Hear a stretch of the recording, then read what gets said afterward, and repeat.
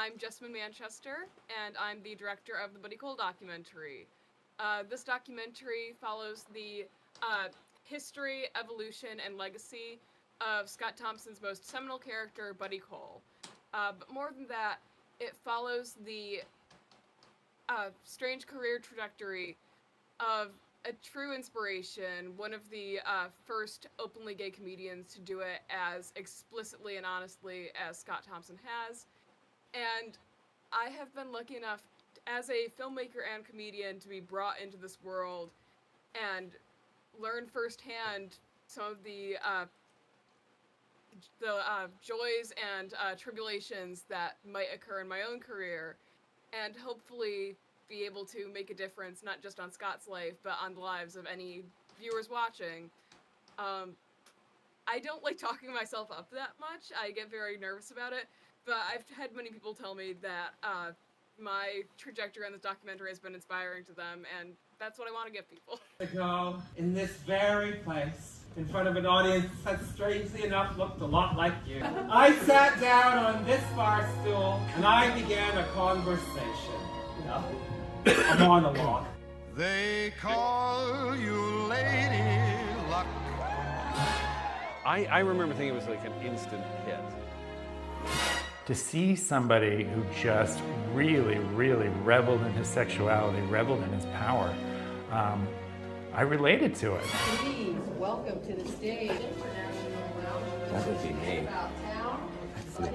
That's me. Buddy always finds a way to reinvent himself, which is kind of what Scott does as well. Backstory is interesting because it does keep shifting. Scott really thinks his characters exist, and Buddy Cole has not paid his back taxes in 30 years. Yeah. I look back at that first monologue and there's not a joke in it. I didn't know how to write jokes then. We're living in a world right now where anti-Semitism has come back, homophobia has come back. You just know the Polish jokes are about 2 weeks away. My feeling is that the gay press did not know what to make of the kids in the hall, and they certainly didn't know what to make of Scott Thompson. Along comes Buddy with this main character energy. My doctor said that if I didn't pontificate, I might die! Is Buddy Cole part of the reboot? As I said, I'm just here to be.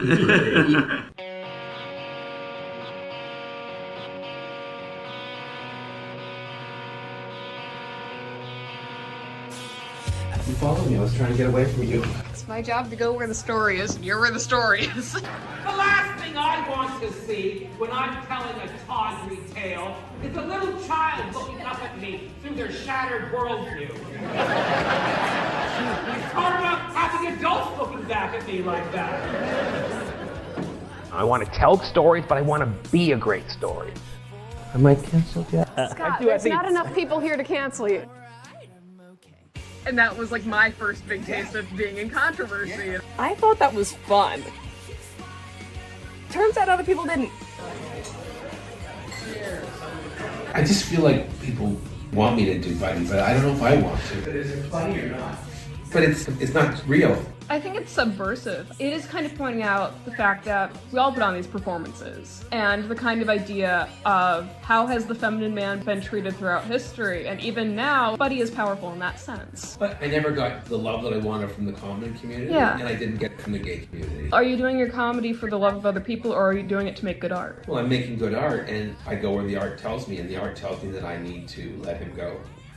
Okay. Taking the course of Buddy and sending them out to sea. So do not hold a solo spot, and do not hold a solo light, and do not hold a martini glass, and don't expect me to put up a fight when you say there's nobody on this tour. The mariachi. Of course I'm doing Buddy. Comedy saved my life because I think I would have been a real whore. And did I say that out loud? He just won't quit. It doesn't matter what happens. I mean, if you're okay with me getting a tiny bit of the spotlight, but I think that it's interesting. You do whatever you want. Yeah. I feel like a lion tamer when I'm Buddy. Like there's nothing can touch me, no one can hurt me. No matter what they say, I will have the last word. I'm the friggin' king!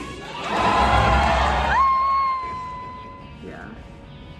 Does that sound like a good documentary? Yeah, I like it. Yeah, very much. Mark making up that improvised Buddy Cole song. Because when I first met Mark and Kevin, I was talking about, how many times has Scott said he was going to retire Buddy Cole? And I was like, he said that like 20 times in like the year and a half that I'd known him at that point. And they were like, oh, multiply that by like however many years that they've known each other. That's just what it's like between Scott's relationship with Buddy. Like, they need each other, but also it's contentious. And they're the same guy, but they're different guys. I did full sit-down interviews with Scott, with Paul, with several other people in their orbit. But most of the Scott clips in there aren't from the, like, hours-long one-on-one interview that I did with Scott.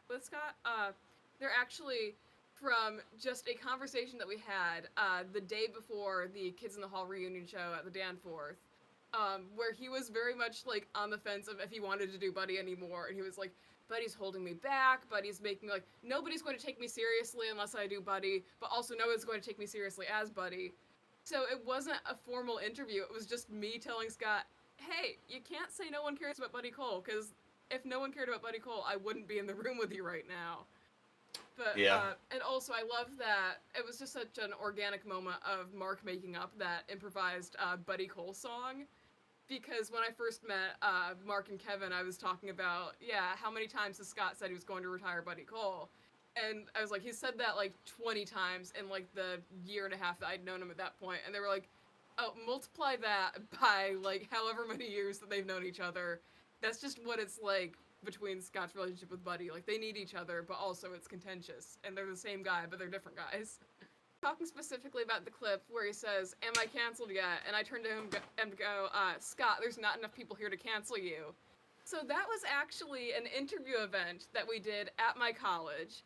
Because the last tour that Scott was on, he had a show in Boston where my college is, and it happened to line up where I was like, oh, we could like get here the day before the show, and I'll do an interview in front of the student body, and I'll get the people involved in my comedy department to also help orchestrate this and make this a formal event. Barely anyone showed up. It was mostly professors, which kind of makes sense for two reasons. Number one, it's just the generational thing, where it's not that my generation doesn't like Kids in the Hall, it's that most of them just don't know that Kids in the Hall exists. And I'm also kind of trying to change that through my documentary. But also, I've always been the joy to have in class kid. Like, I'm always the one that's, like, staying after to chat with professors, so a lot of them wanted to be there to support me. But Scott, like, I don't know, something about our conversation, I think just how casual we were with each other, where it's like, we can joke around, we can, like, roast each other, we can even disagree on, like, hot-button topics and all that kind of stuff, and just have that be a natural conversation. Some people got uncomfortable with that. Some people just completely misinterpreted our dynamic and was like, oh, but he's the comedian, he has, like, so much power and all that kind of stuff, and you're just this, like, small student who, like, is confused, and maybe, like, Scott might be a bad influence. And that was, honestly, probably the most difficult time for me filming that documentary, was hearing professors that I looked up to be like, I'm concerned about you and Scott. When I'm like, no, I'm feeling more myself than I ever have, because now I'm able to give my voice. And sure, there's all sorts of dynamics and all that kind of stuff. Like, I won't pretend that we're on completely equal footing all the time.